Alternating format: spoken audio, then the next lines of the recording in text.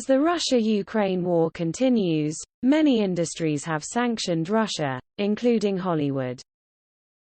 Although Russia isn't a leading market for Hollywood, it was one of the top 6 box office markets worldwide in revenue in 2021, according to Statista. And over the years, celebs have met with Russian President Vladimir Putin while visiting the country for events, like professional fights and concerts.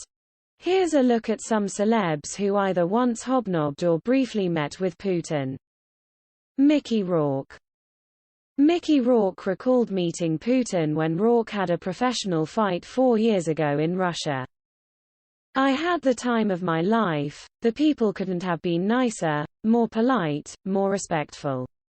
I actually went with Putin. He took us to a very famous museum in St. Petersburg." Rourke said he also visited a children's cancer hospital. "And we went in there and visited the really, really sick, little, tiny kids," Rourke recalled. "And, you know, I looked over at him and I saw him and, nobody's going to want to hear this, but I saw a man with empathy and who was really moved by what these children are going through." Now Rourke, who once wore a shirt with Putin's face on it and reportedly spoke kindly about him at the time, feels differently, calling what's happening in Ukraine a nightmare kind of scenario. "Then now there's this whole other thing that's happening," the former boxer said, noting that he prays to God that Putin will end the war. "When I pray at night, I pray, please God, let him find something inside his soul to just say, okay, that's it," Rourke said. Leonardo Dicaprio. Leonardo Dicaprio was once photographed alongside Putin after the two attended the International Tiger Conservation Forum at the Mikhailovsky Theater in St. Petersburg in 2010. In the wake of Putin's invasion of Ukraine, Dicaprio donated to humanitarian groups CARE, International Rescue Committee, the United Nations High Commissioner for Refugees and Save the Children in support of Ukraine, a person close to Dicaprio said. However, no dollar amounts were provided. The actor further shared resources Friday on his personal Instagram account.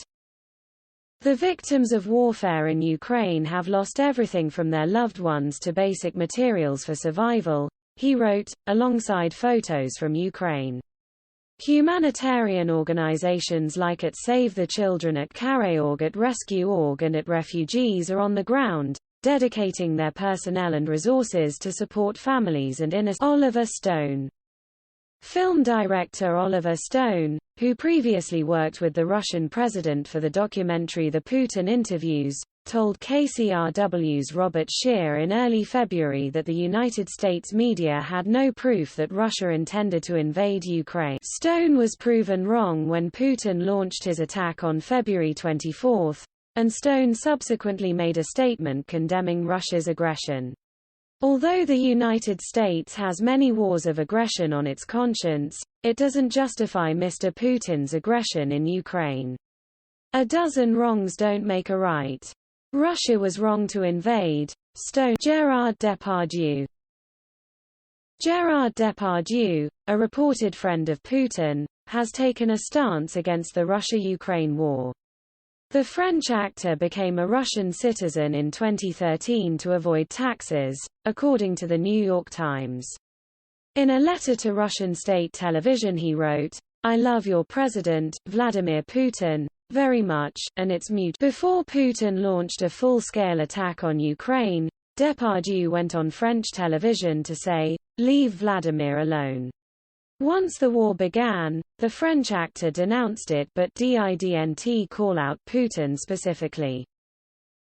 Russia and Ukraine have always been brother countries, Depardieu said during an interview with Agence France Presse. "I am against this fratricidal war," he added. "I say, stop the weapons and negotiate." Steven Seagal was granted Russian citizenship in 2016 and, prior to the war, had publicly praised Putin. The 69-year-old American actor once called Putin one of the world's greatest living leaders but has since tempered his support for the Russian president. Paul McCartney. Paul McCartney met with Putin at the Kremlin May 24, 2003, in Moscow as he prepared for a concert on Red Square. The Russian invasion of Ukraine prompted the Beatles star to share a photo of himself performing in Kyiv in 2008. Remembering playing for our friends in Ukraine in Independence Square in 2008 and thinking of them in these difficult times, the musician shared on his official website. "We send our love and support." McCartney also shared links to resources providing support to Ukraine. Jane Fonda. Although there are no photos of Putin and Jane Fonda together, the actress previously claimed that the now Russian president was once her tour guide. "This guy," Fonda said during a 2020 interview with Andy Cohen as she pointed to Putin on a screen, "was our travel guide. When I was married to Ted Turner, and he was going to do his Goodwill Games in Leningrad. We landed at the airport, and the person who picked us up, and drove us around, was Vladimir Putin. He was the travel guide. He was like our interpreter at the time." The actress recalled a moment during the trip when Putin refused to go meet his wife at the hospital. "His wife had gotten sick, and she was heading to the hospital," Fonda said. "He told us that in the car and Ted said, 'You have to go to the hospital. You have to go to the hospital to check on your wife,' and he wouldn't. Vladimir Putin wouldn't do it. He stayed with us." She has not publicly commented on the Russia-Ukraine war. Fonda previously received backlash for posing with an anti-aircraft gun in Hanoi, Vietnam, during the Vietnam War. The actress was nicknamed Hanoi Jane and accused of treason. "I am proud I went to Vietnam when I did," she said during the Television Critics Association's summer press tour in 2018. "I am so sorry that I was thoughtless enough to sit down on that gun at that time and the message that that sends to the guys who were there and their families. It's just horrible for me to think